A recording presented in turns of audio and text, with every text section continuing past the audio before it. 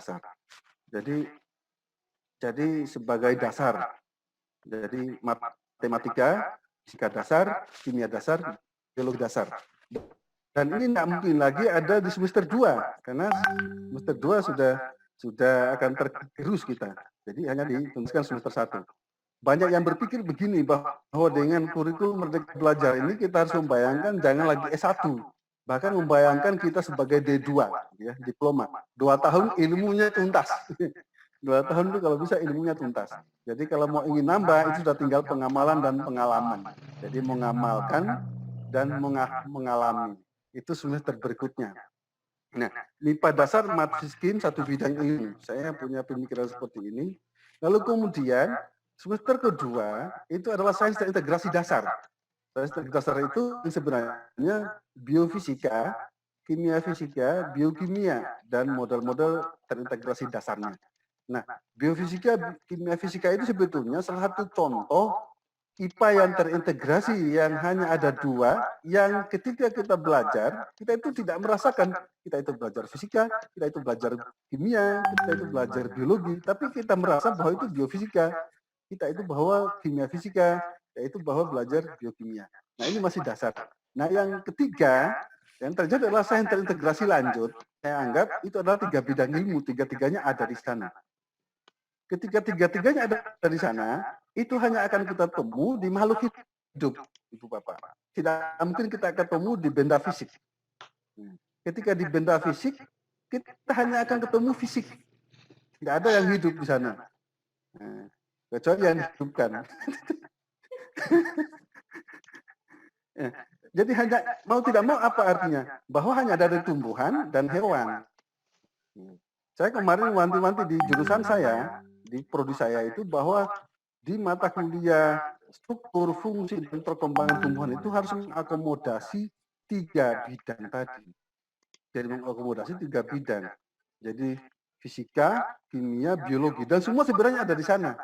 Hanya karena keterbatasan kita yang di dalam kita ini banyak yang berbasis kimia mengaku tidak bisa biologi, yang berbasis biologi mengaku tidak bisa kimia, yang bisa kimia mengaku kesulitan di fisika. Ya, sebaliknya fisika kesulitan di biologi. Nah, orang fisika tidak pernah juga menjamah biologi. Meskipun bisa dapat orang biologi. Nah, yang orang biologi apalagi tidak mungkin mau menjamah fisika. Itu juga.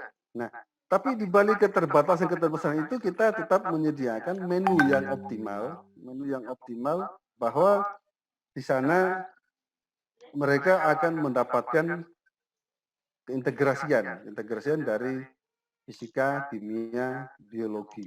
Nah, ini yang memang yang harusnya input yang masuk di IPA itu memiliki kemampuan yang lebih dibandingkan input yang masuk di fisika, yang masuk di kimia, yang masuk di biologi. Saya pernah membaca beberapa artikel yang menunjukkan bahwa untuk menjadi guru fisika, untuk menjadi guru IPA itu lebih sulit daripada untuk menjadi guru fisika, menjadi guru kimia, atau menjadi guru biologi.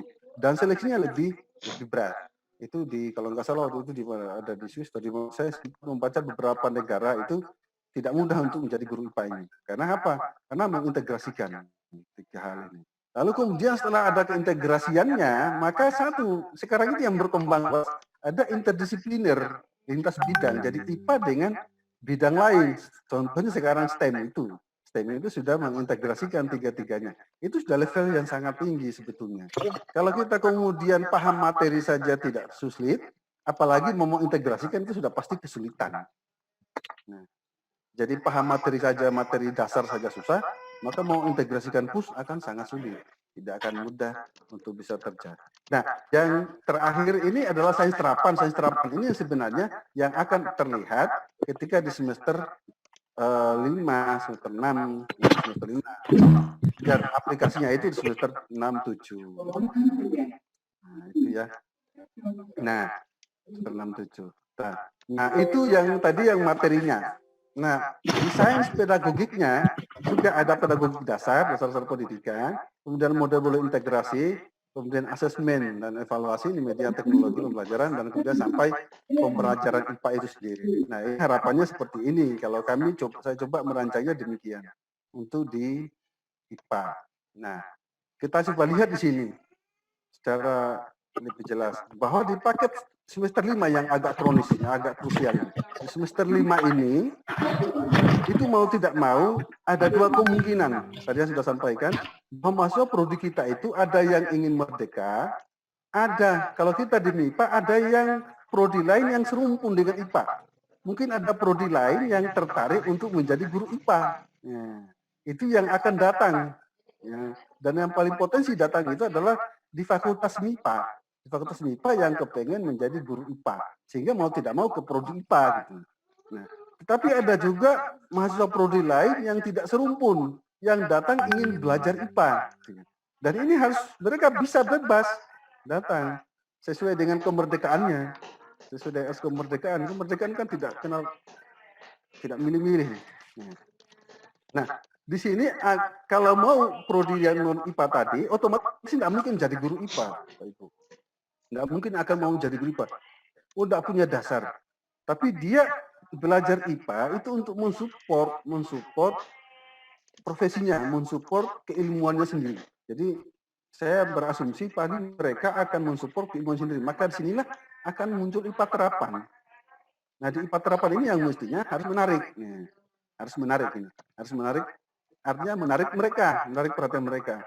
Nah, ada misalnya science communication, ada mungkin etnoscience, ini bisa dikembangkan sebagai paket-paket yang bisa diinginkan, yang bisa diprogram oleh mahasiswa dari prodi selain serumpun IPA gitu ya, selain serumpun IPA. Ada sains lingkungan. Nah, ini semua tentu saja dipengaruhi oleh ketersediaan sumber daya manusia di prodi kita masing-masing. Jadi sumber daya apa yang tersedia di situ. Nah, mungkin juga memperhatikan potensi daerah di prodi kita. Atau mungkin tadi ada beberapa teman tadi sempat bisa mengimpor, kita bisa mengimpor dosen.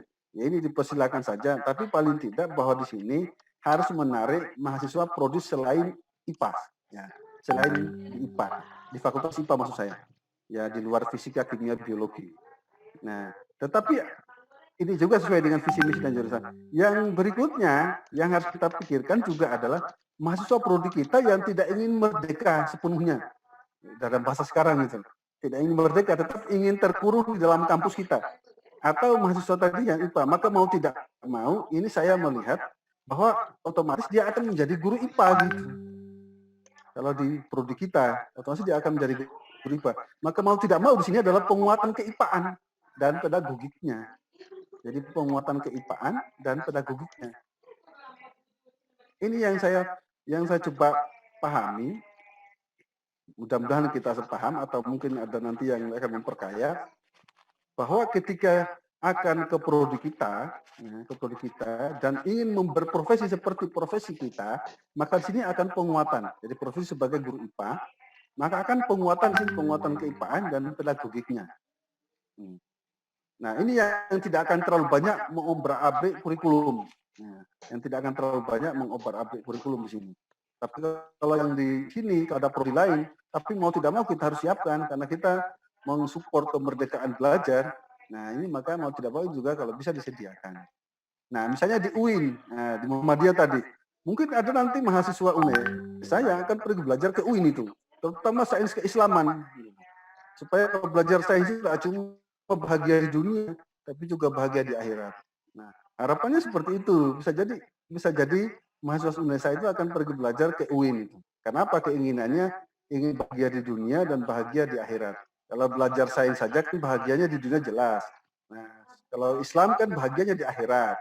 Nah, supaya kamu koneksi, mereka mau atau mungkin orang anak UIN saya sudah kenyang dengan ayat-ayat, ya kepengen memperkuat keduniaannya ke UNESA. Atau yang dari Muhammadiyah dan sebagainya. Nah, ini otomatis mau tidak mau kita harus memperhitungkan juga visi misi perguruan tinggi.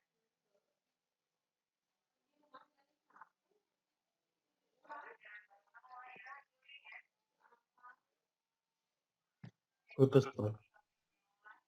Saya sekalian jalan 2 kali lagi. Ini visi misi misalnya prodi tujuan prodi pendidikan sains Indonesia seperti ini. Kalau seperti ini Maka kemudian kami menyiapkan semester 5 itu, adalah seperti ini. Ini baru rencana, terus terang aja, saya selaku Kaprodi, selaku Kajur, masih ingin rapat ke jurusan. Masih ingin merapatkan ke jurusan, sambil memetani peta sumber daya yang ada di jurusan, kira-kira paket mana yang paling tepat kita akan siapkan di prodi kita. Ya. Kita akan memilih paket mana. Apakah kita akan menyiapkan paket untuk tadi memfasilitasi mahasiswa yang tidak mau merdeka, atau mahasiswa dari sekitar MIPA yang ingin menjadi guru IPA, atau mungkin mengakomodasi mahasiswa non-IPA yang akan datang ke IPA, maka kita akan menyiapkan paket. Kalau yang IPA, yang dari prodi IPA sendiri, yang tidak ingin merdeka, atau dari sekitar prodi IPA, jadi kemipaan maksud saya, maka ada beberapa hal kami akan melanjutkan tadi. Sehingga tadi kalau di depan sebelumnya itu dasar, maka ini adalah model pembelajaran saya terintegrasi lanjut. Kemudian ada pembelajaran inovatif lanjut, yang istilahnya itu sebenarnya pedagogik, sampai dengan pengembangan perangkat, sampai dengan simulasi. Maka ada biofisika lanjut, biokimia lanjut, kimia fisika lanjut, interaksi sains lanjut. Sains dan interdisipliner ini coba kami karena ada interdisipliner di sini yang akan ditindaklanjuti. Nah, itu yang secara konseptual yang saya coba memahami isu-isu tentang merdeka belajar, khususnya di IPA. Ini mudah-mudahan bisa dipahami tadi, info-info tadi, tidak sulit itu maksud saya. Nah, tapi nanti yang sesi kedua saya hanya menunjukkan kurikulum saja. Dari kurikulum kami yang sebenarnya masih rancangan juga. Itu Ibu Bapak, mungkin ada pertanyaan atau semacam suatu nanti kita bahas sama-sama, kita diskusi. Ya, makasih ya, Bu. Sesi ini. Ya, saya sedang rapat sebentar ya. Terima kasih. Oke, terima kasih Prof. Erman. Ya. Acara selanjutnya yaitu paparan draft kurikulum Merdeka Belajar dari Pendidikan IPA Unisa. Yang akan memaparkan sinten Prof. Erman? Prof. Erman saya juga sekalian. Prof. Erman. Kalian tak tunjukin saja. Kan? Tinggal tunjukin. Nah. Oke. Prof. Erman berarti J. Oke. Tak tunjukin. Itu tutup dulu ya. Ya, Prof.